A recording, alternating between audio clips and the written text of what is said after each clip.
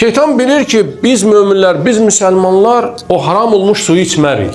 Bunu bilir. Namaz qılan mömin onu içməz.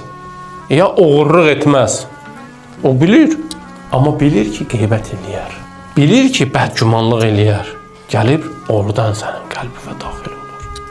Gəlir qapı bağlayasan. Qəlb məmləkətin bir gömrüyü olmalıdır. O gömrüyə də ağıl nəzarət etməlidir. Ağıl yoxlamalıdır. Qəlbə nə girir, nə çıxır. Ərəblər uşağa səbi deyirlər. Nə səbəbnəl məə sabban. Quranda Allah Taala buyurur, biz göydən suyu nazil edirik, suyu tökürük. Suyu yuxarıdan belə tökəndə aşağıya ona sabban deyirlər. Uşağa niyə səbi deyirlər? Uşaq bir şey görür, görsən ağzından su axır.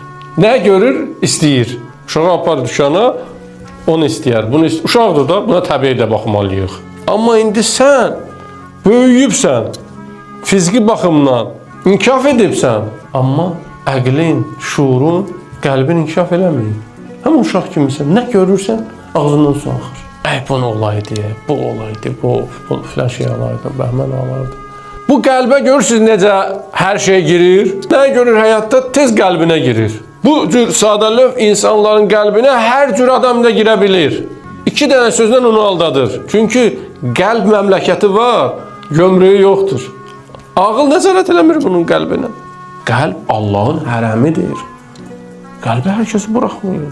Hər şeyi daxil etməyin.